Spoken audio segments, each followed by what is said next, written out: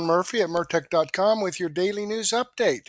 Okay, here we are on July the 8th in the year of our Lord 2025. I've got a lot of great information for you as usual. Let's go ahead and click over here. Murtech on Rumble. This is the video you're watching right now. All right, we've got information from American Center for Law and Justice, ACLJ, Sekulow. We also have information from Bannons War Room and Black Conservative Perspective and Doug in Exile. Okay, but before we get into that, I do want to give a shout out here to R Morin46, just started following my channel. Ultra Mega Misty, just started following my channel. SND Poke 43 just started following my channel. And Daisy Perez B just started following my channel. So thank you very much, folks, for following my channel. I greatly appreciate that. I hope you're tuned in tonight, and I hope you enjoy the content. All right, got some comments here. HJD Man 2 gave me a comment on my daily news wrap-up from last night. Murtech Help, I'm not sure who that is, but that's who commented on my episode 1616. And Icky56 commented on my episode 1616 as well. So thank you very much, folks, for your comments. I greatly appreciate that. I enjoy reading your feedback, and I definitely appreciate your support. All right, well, let's get into this. And I guess a lot that's been in the news, and we'll get into that probably a lot more in our daily news wrap-up about Pam Bondi, and there's nothing to the Epstein files. There's no information in the Epstein files, and we just need to drop that. I'm curious. You know, I've seen reports on, okay, well, if there's nothing in there, why did you say there was back in February? Okay. And she didn't actually come out and say there was. She said that I have a stack of documents on my desk and I'll be going through them. I guess there was nothing in that stack of documents. But my question is, and I haven't heard this asked yet, maybe it has been, why did you arrest Epstein? Why was he in jail? If he did nothing wrong, you've got no evidence on him. It seems to me that you had no reason for him to be in jail and for him to suicide himself. I have heard the question, okay, well, if there was no evidence on him, why did he commit suicide?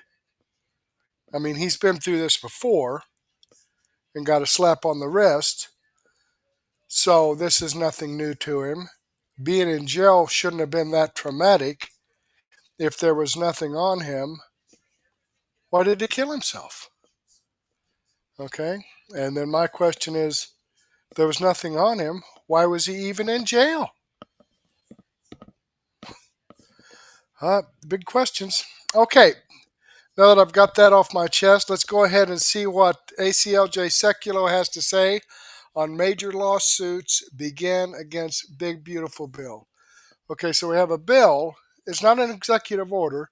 It was a bill that was passed by the House of Representatives, passed by the Senate, and signed into law by Donald Trump. And there's lawsuits against that? Okay, well, let's get over here and see what Sekulow has to say.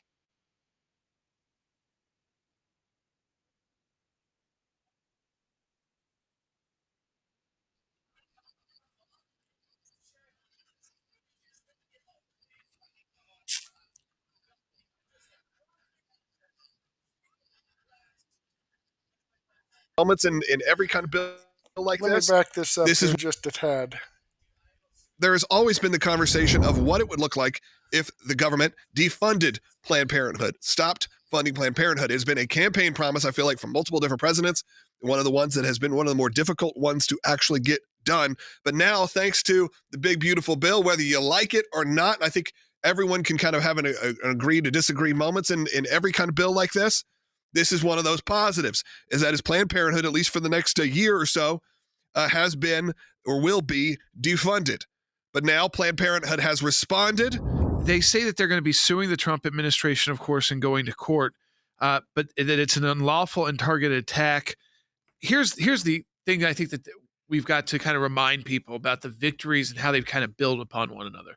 So first, you overturn Roe versus Wade. That means that there is no federal right to an abortion, which means states can legislate on abortion. So it doesn't mean there's no abortion, but it sends it back to the states. And we've seen it basically a divide in the country, pretty even among partisan lines to some extent. Some states more extreme, some states less extreme. Then you had a Supreme Court case just last week come out and say that states don't have to fund abortion providers through their Medicaid funding, which that's the vast majority of Medicaid funding actually goes from the federal government to states to administer.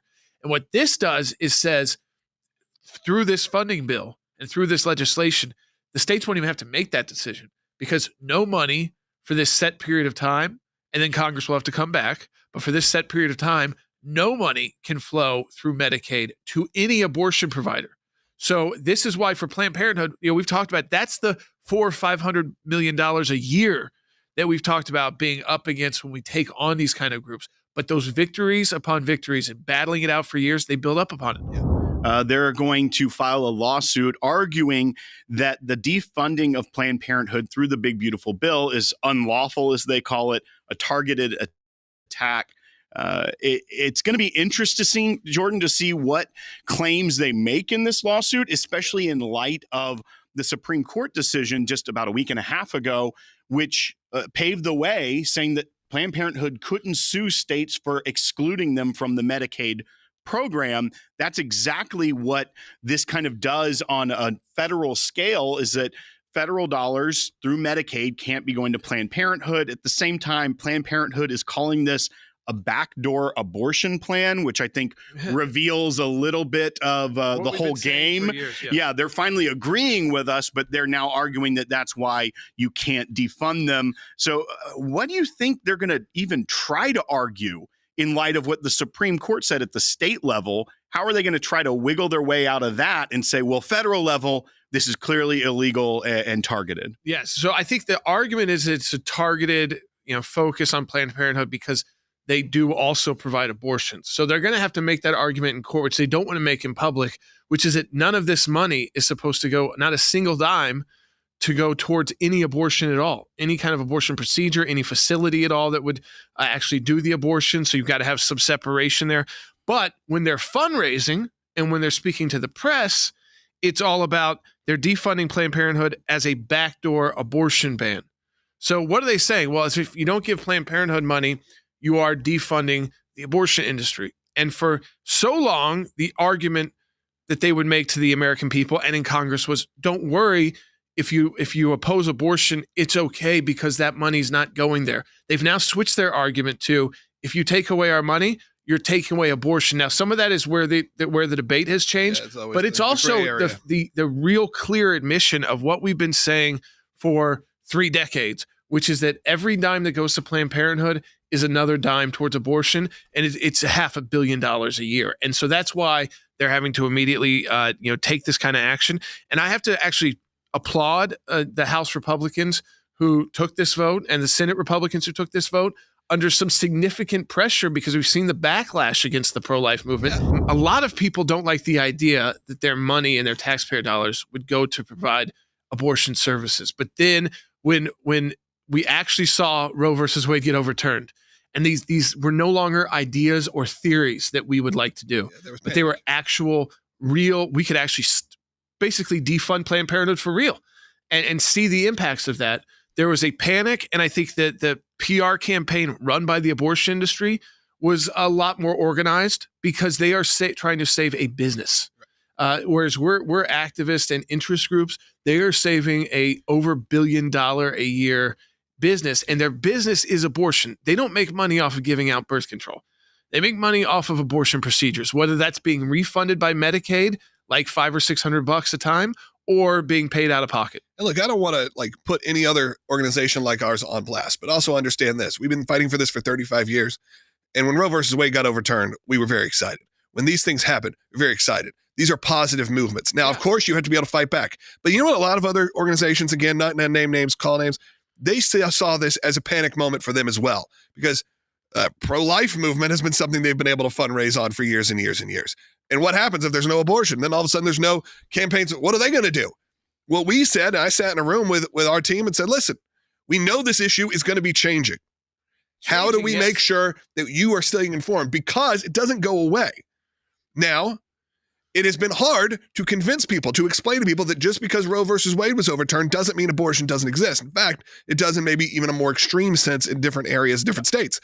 But that has been a learning curve that we've had to tell you and tell our audience and really learn ourselves of what the next chapter of this fight does look like. This is part of that. This is part of that in terms of defunding Planned Parenthood, getting involved in different ways and doing, whether it's our Massachusetts campaign, ways that you can go to those states that are never going to probably vote for a pro-life amendment, that are maybe going to make it even easier. Maybe they're going to use your taxpayer dollars to bring people in. How can we help? We need a revitalized pro-life movement, right? So we had the first phase of the pro-life movement was, can we ever overturn Roe versus Wade? Can we get to the point where we've educated people enough on the issue legally and publicly to where we're no longer going to have abortion without any restrictions at all? You know, it was completely unregulated. You couldn't even treat it like a ambulatory care center. It didn't have to meet those kind of standards, yet they were doing invasive operations.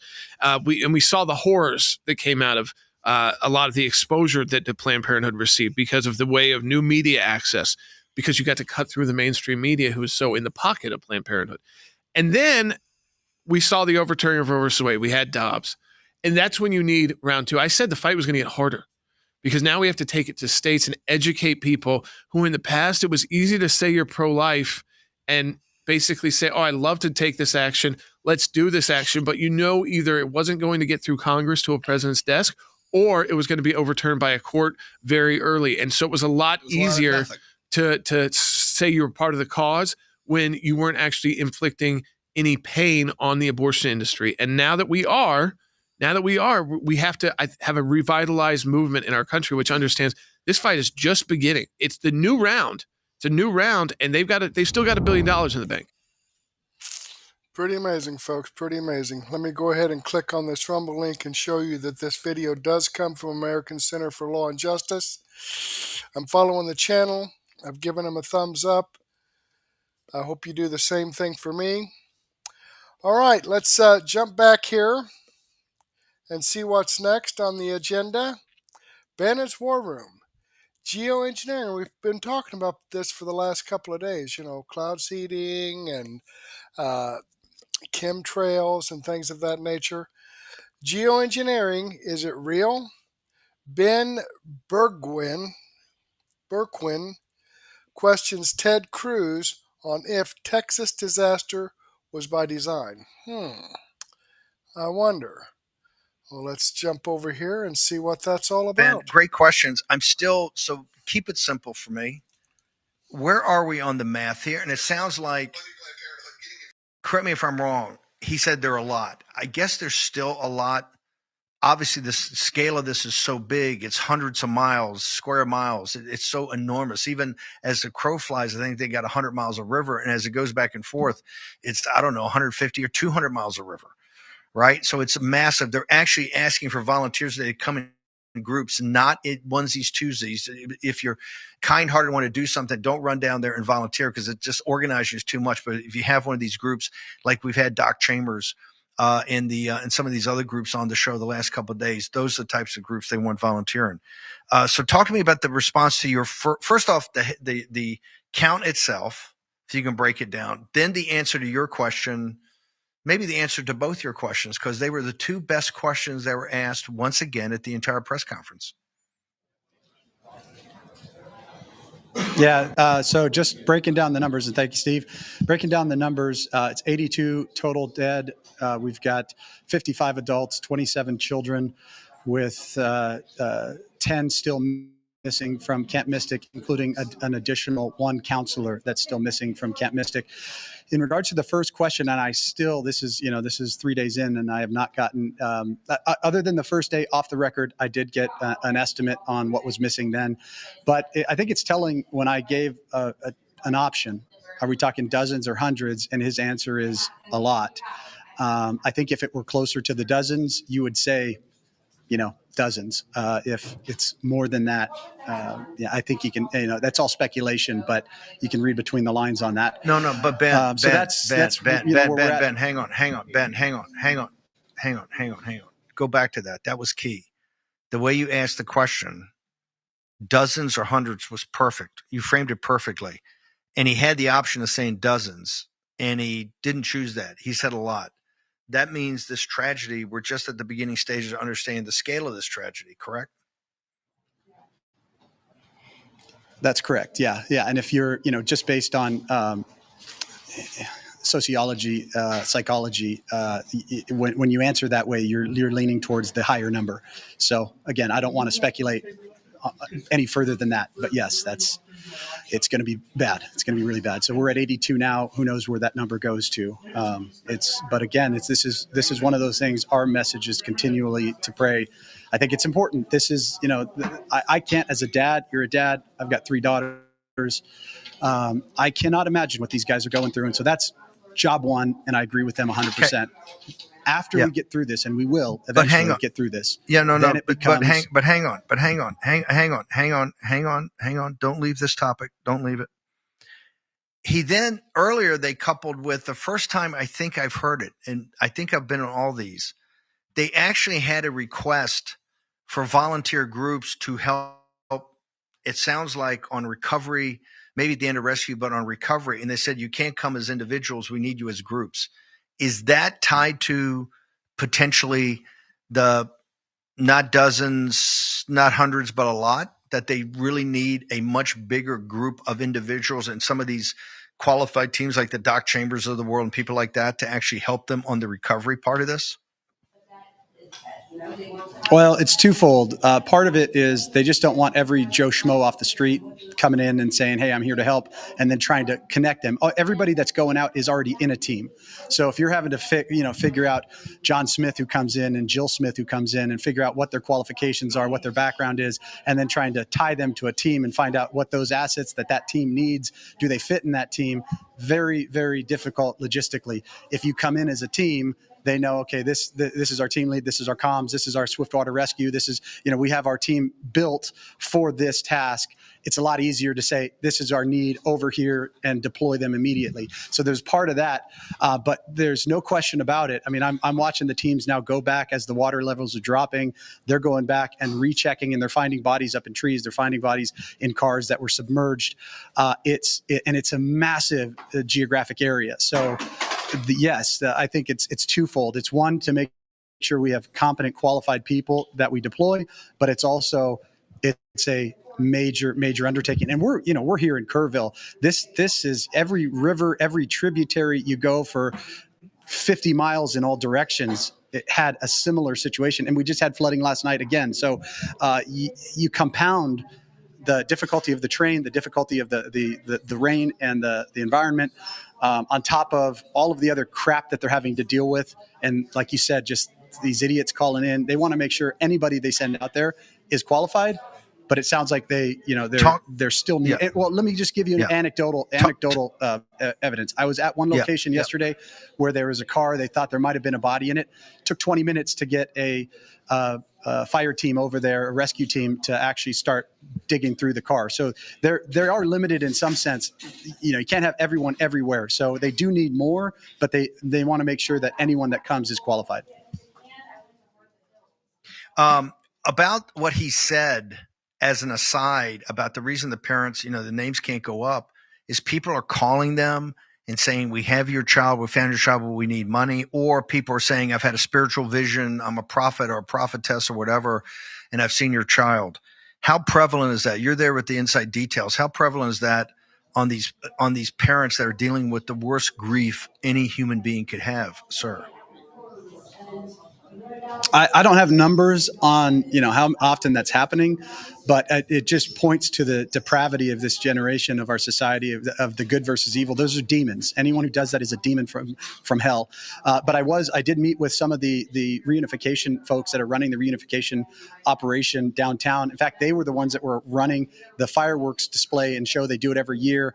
And they were telling me that what they're having to comb through on leads that are coming in. These guys are the ones that are getting the calls for the missing people. They couldn't, for obvious reasons, go into detail on that. All of that's coming through one voice through these press conferences.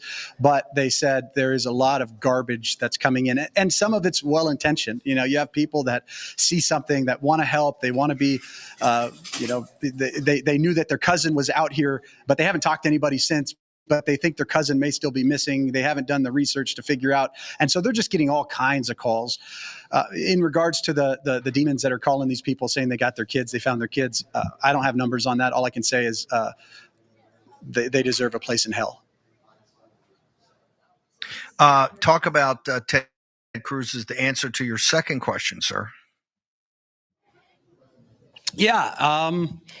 It was definitely pitched that one and changed the subject. I think to your point, it's a legitimate question. I mean, we know this. This isn't.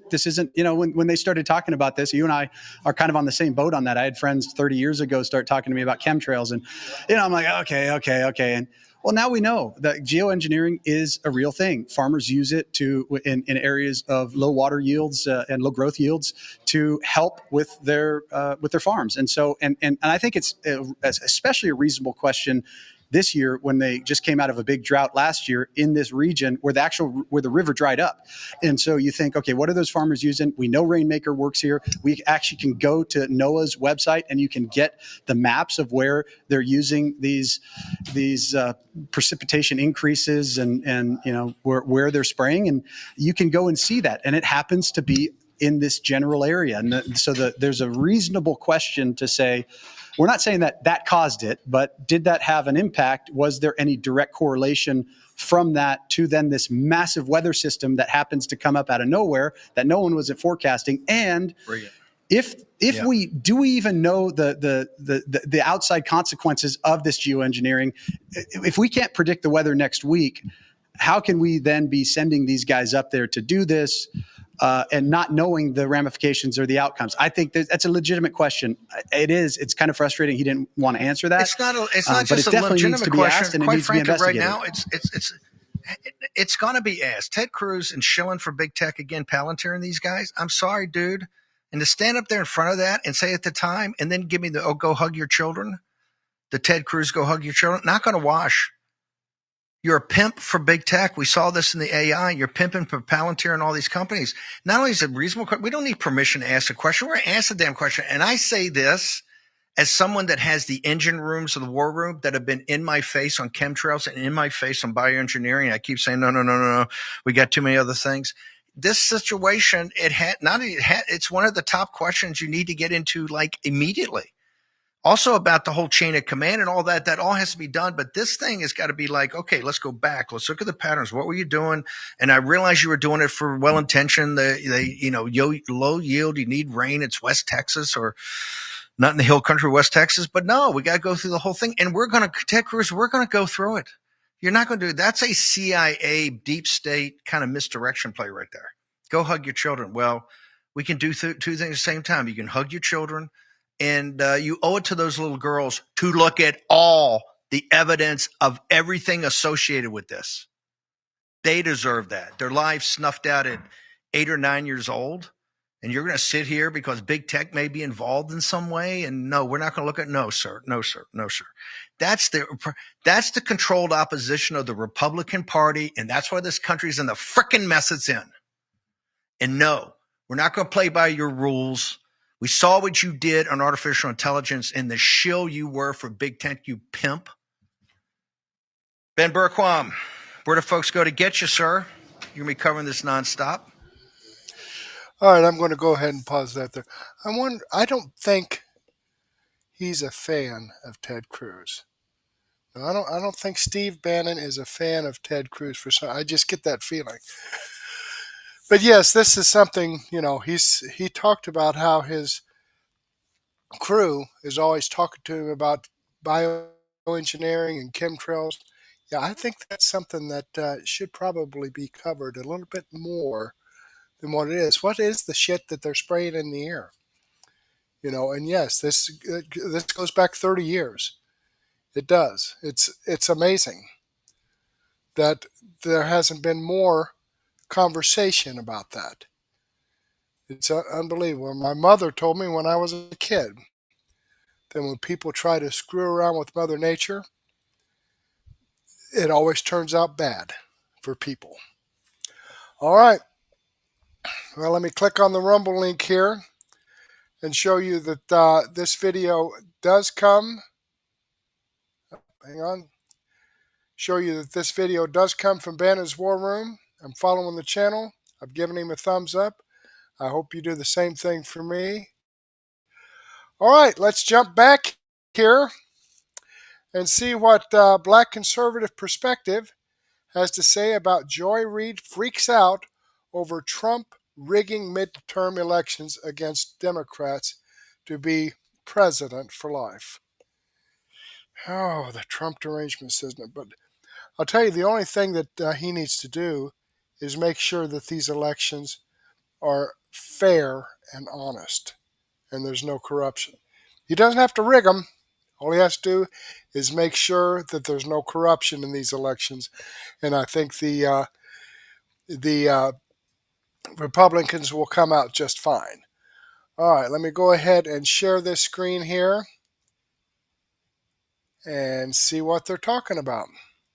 What do you worry about vote tampering in the midterms? Do you worry about Donald Trump and Stephen Miller and some of these types monkeying around with the midterms and the way we do elections in this country?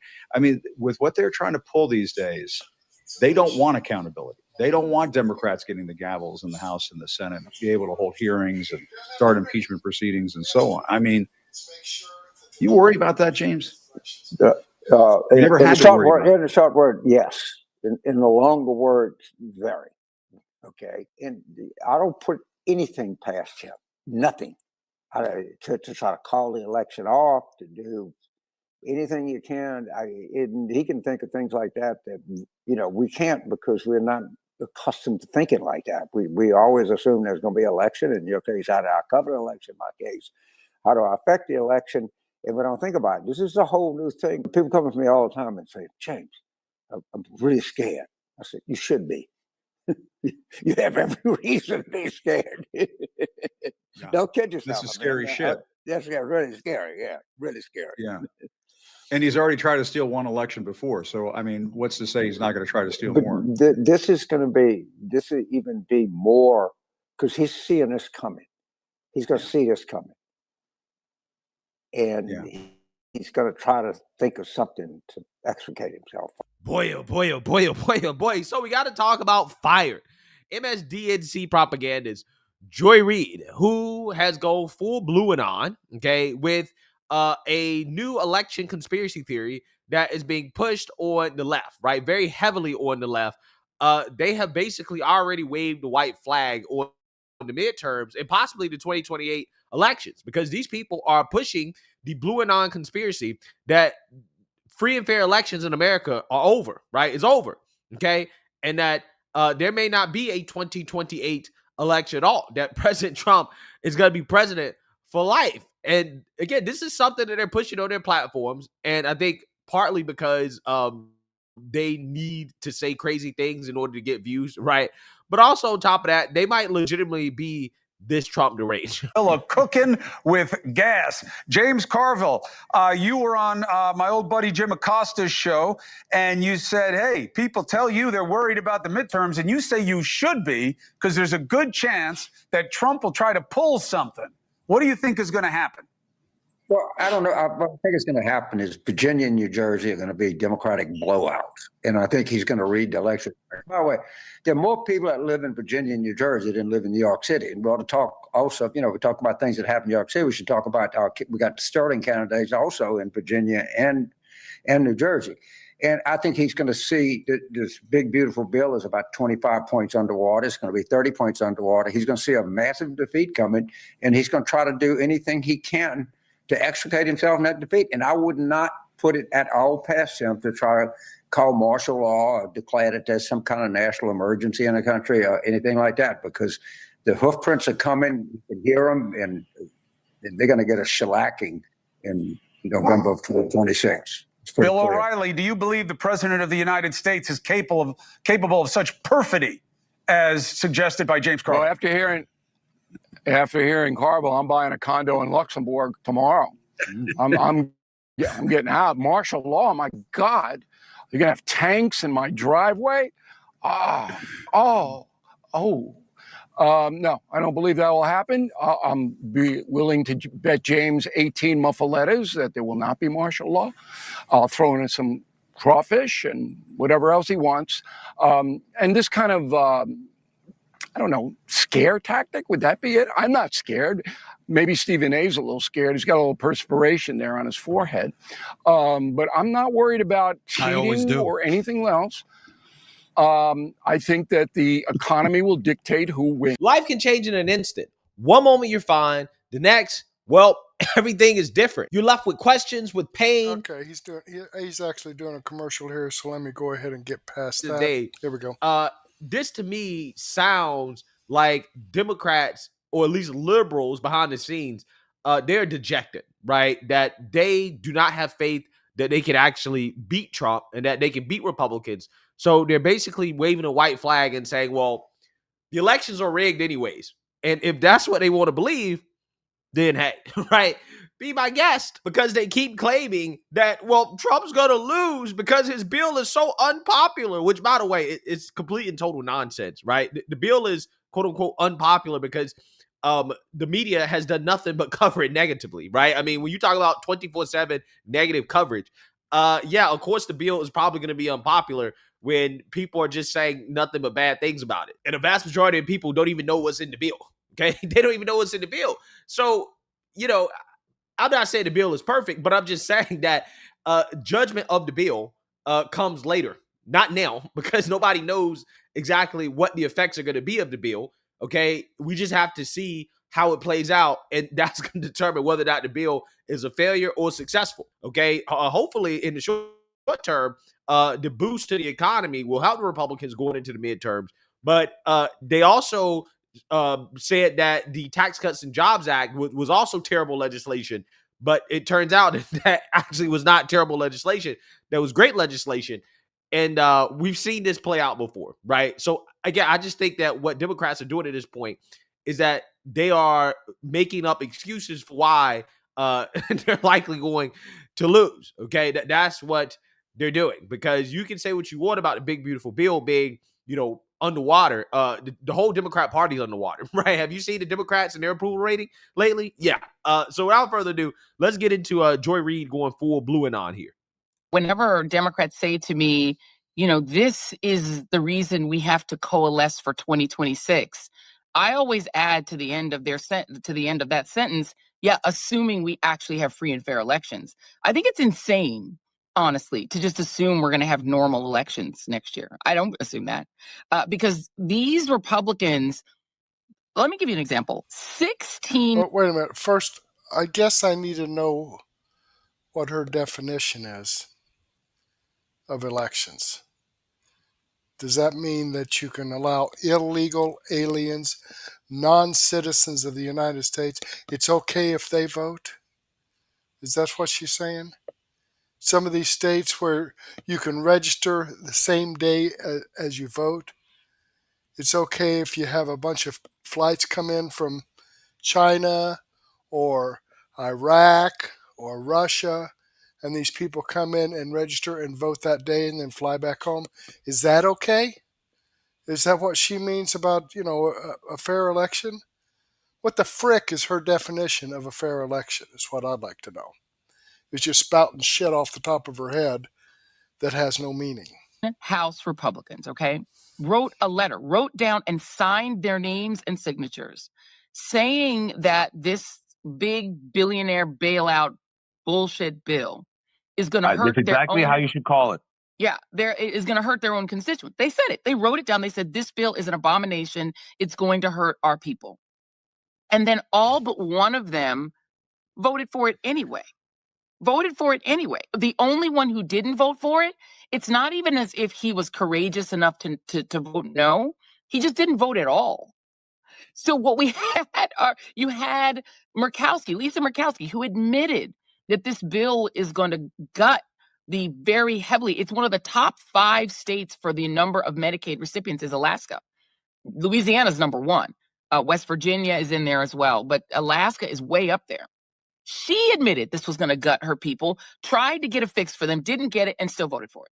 Yep. So what you're seeing is Republicans, what that tells me is that they're not actually worried about getting reelected.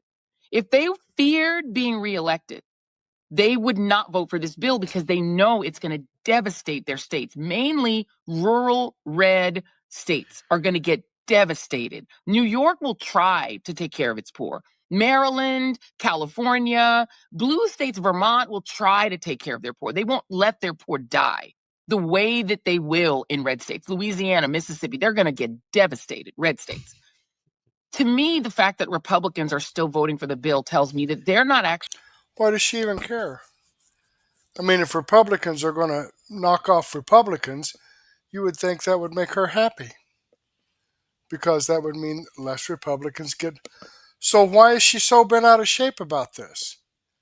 If Republicans are going to cause things to happen to get themselves elected out of office, I don't understand why that makes her so unhappy. Actually worried about being reelected. The way Trump is behaving, he's not acting like somebody who worries that his party will lose power, or that even if somehow we had normal elections and Democrats took control of either house of this House or the Senate, he's not acting like somebody who's worried about the consequences of that. This is somebody who is behaving as an autocrat because they don't anymore believe. He said it during the election, I don't need your votes anymore. And he doesn't. I don't think Trump intends to leave office. I'm very clear about that. I think he intends to stay in office like Putin till he dies, like Bukele has done, blown past their term. He doesn't need their votes anymore because he's not going to run for office again. You stupid biatch. He doesn't need anybody's vote. He doesn't have to impress anybody. He doesn't have to do any favors for anybody. He's not going to do this again. So he doesn't have to campaign while he's in office to be reelected because he's not running again. Is she that... Well, never mind. Limits. Bukele should be out already. He's still there. I think he's going to try to pull an Orban, pull all of these, Xi Jinping, all of them. He's going to do that because he's making so much money now. The grift is so good. He's not going to leave and let this money go. And I think that Republicans are presuming that they're going to put enough restrictions in place that they can't be voted out. So I think it's going to take an extraordinary movement to get rid of them. Yeah. So guys, in the ideal world, when these people make these predictions that are going to obviously be wrong, right? Oh, Trump's going to be a dictator, right? He's going to be president for life until he dies, right? Past the next 4 years, that is, right? They should never be allowed back on television. They should never be allowed on News Nation, any mainstream platform. When you make these types of predictions that clearly are not grounded in reality, they're grounded in Trump derangement. It is being said in order to go viral, in order to get the Looney Tunes to pay attention to you. There needs to be consequences. And I really do believe that nowadays you have people that just say the most outlandish stuff because there are no consequences to being wrong, right? Well, again, what consequences will James Carville face? What consequences will Joy Reid face when the midterms come and go and there was no martial law declared? What consequences will they face when there are elections in 2028 and President Trump is stepping down and, a new president is coming into office? What consequences they going to face? I'm just saying, again, in the ideal world, they should never be allowed on television when you say stuff like this and you're constantly wrong. But to actually address what she's talking about here, her argument is that, well, they're not governing like they care about losing elections, so therefore the elections must be rigged, which to me is just incredibly flawed thinking for so many reasons, because based off her own logic, it really makes no sense.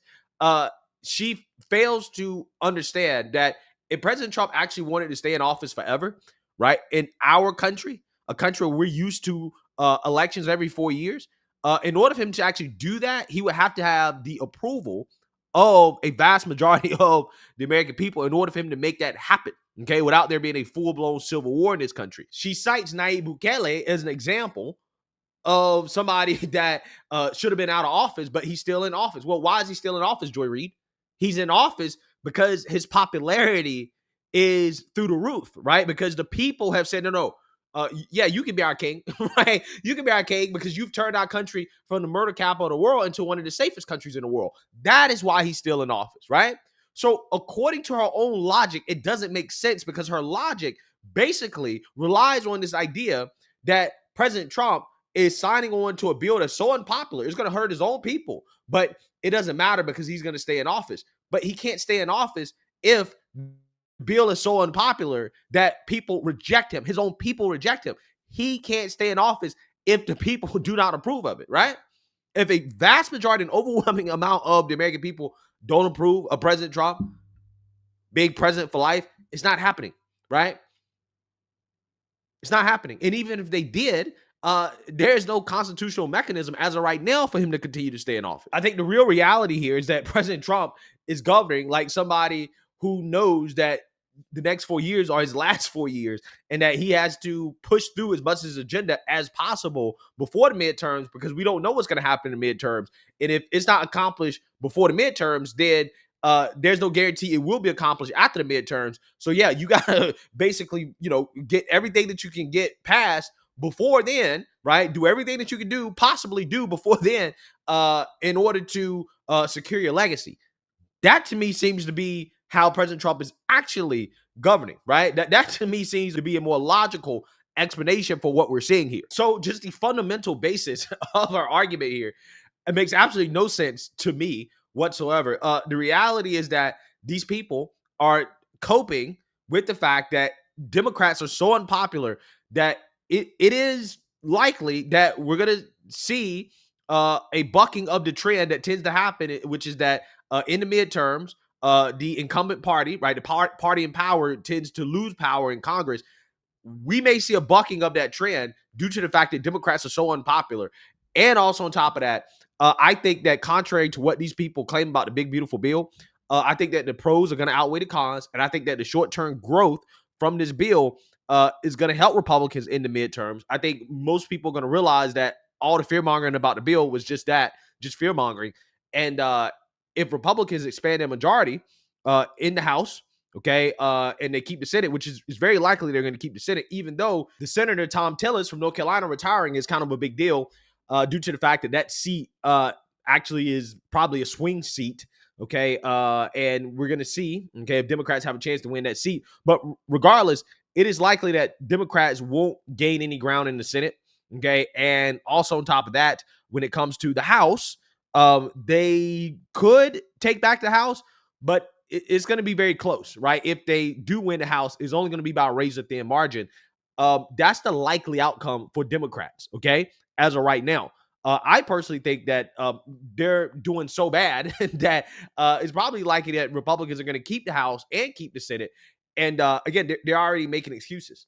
They're already building in their excuses, right, and saying that, well, the election must be rigged, right? It must be rigged. When they're coming out here and saying that it's rigged, and it's still a year out from the midterms, more than a year, it tells you everything you need to know. It tells you how they're actually feeling behind closed doors about the Democrat Party. The Democrat Party is in shambles. The DNC is in shambles, right? They're broke. They have no leadership. They're running communist.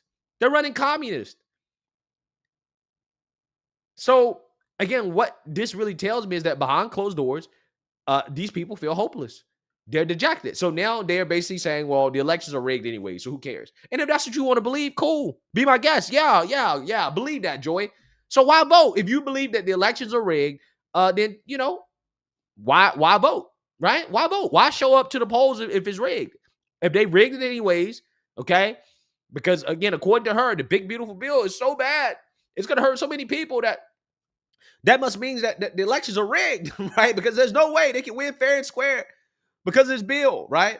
If that's what you really believe, then I don't see any reason why you should vote. And if, you know, people want to think like this, if Joy Reid and Democrats want to think like this, then hey, be my guest, right? Be my guest. Go ahead and wave that white flag. Okay. Go ahead and give up, lay down, right? Because that's what they're doing.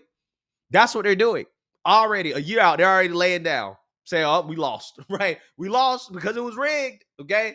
Not because the Democrat Party's in shambles, right? Not because they don't have any leadership, not because their candidates suck, not because they don't stand for anything except against Trump. Nah, it's because the elections are rigged, right? They're rigged. Trump's gonna be in office for life. So hey, if they want to believe this, that's fine with me. I'm just saying, put your money where your mouth is and act on those beliefs, because a reasonable person would not vote, right? If that's what they actually believe. If you actually really believe that, then there's no reason to vote. So hey, Joy Reid, continue to spread this. I hope Jim Acosta continues to spread it. I hope that James Carville continue to spread it, because again, if they believe that the elections are rigged and their audience believes that the elections are rigged, then it is less likely that they're gonna vote, right? So hey, let me know what you guys think. Make sure you like, comment, and subscribe. Most importantly, share a Black conservative perspective. Peace.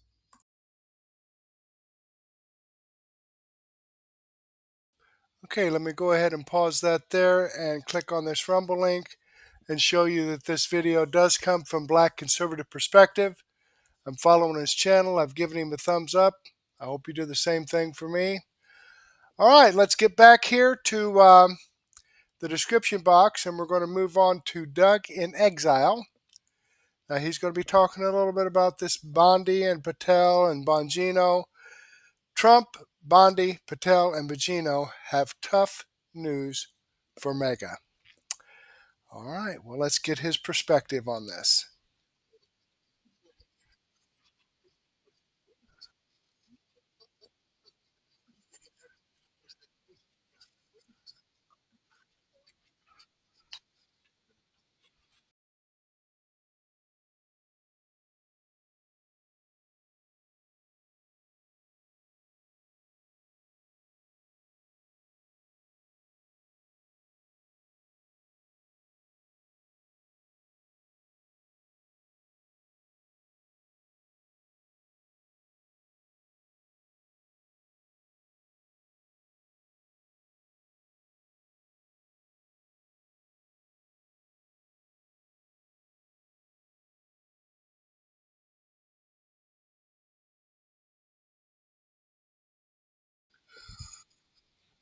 All right, I'm not sure why I'm not getting any audio from Doug's video here. I'm going to try a different way. He's got some good information. Let me come over here and let me actually come down to his video, see if I can launch it directly from Murtec.com.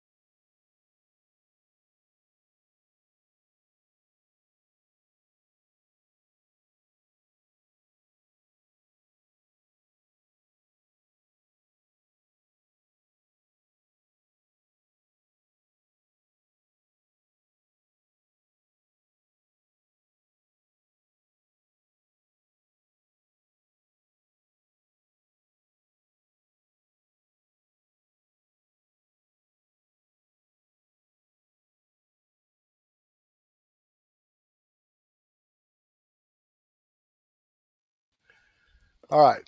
So let me come over here since the audio wasn't playing on that last try.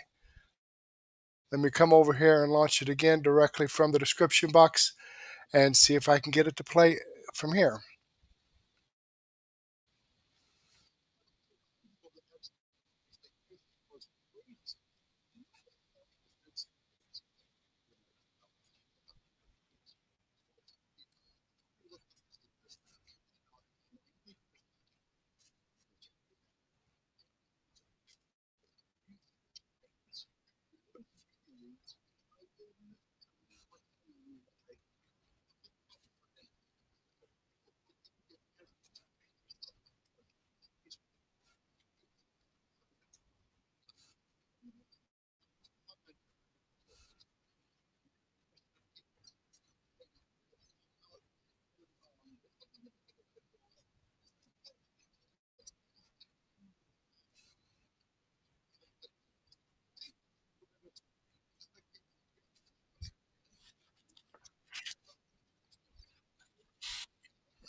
All right. Well, I apologize. I apologize for that, but folks, the link to this video is in the description box below. I don't understand why Rumble is doing this. I mean, let me try something different. Let me come down here and just try Windy Bell, for example, and see if it's a situation between YouTube or Rumble. Maybe Rumble doesn't like for me sharing YouTube videos. But I'm going to click on Windy Bell just to see. Okay, I'm going to get this up here about there.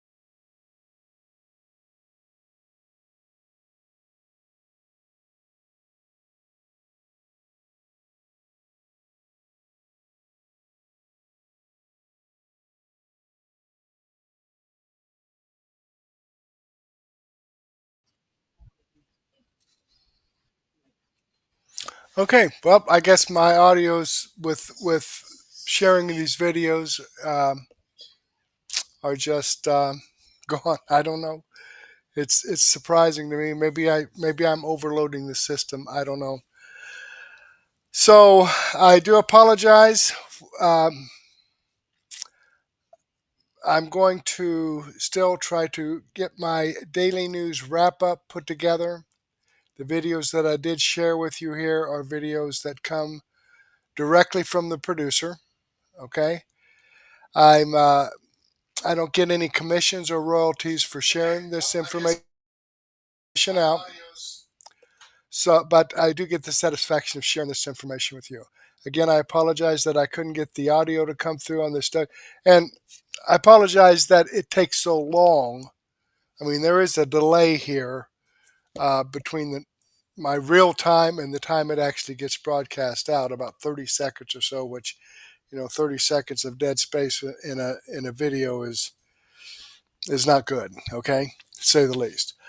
But I will be coming back. I'm going to put together my daily news wrap up, which is going to have a lot more information in it about the flood, the updated flood situation in Texas.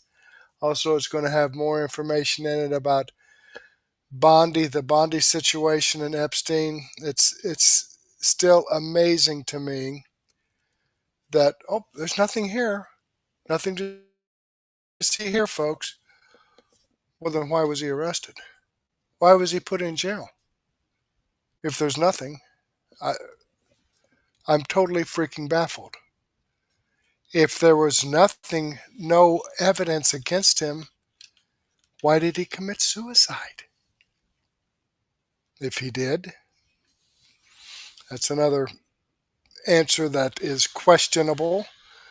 But at any rate, folks, coming over here to Murtech.com, these videos that I shared with you are videos that I've posted on Murtech.com. No nonsense, common sense, logic, and truth. This is your one-stop shop for information that you're not going to get on the mainstream media. I'm going to update my playlist for my daily news wrap-up. Right now, I believe it has like 73 videos in it, but I'm going to go ahead and refresh that and update that and be back probably about 9:30 or so to give you a wrap-up of today's news from great producers, something other than the lying legacy mainstream media and Democrats. But in the meantime, I do want to thank you here for your time. Hopefully, I'll get to see you again later, and may God bless.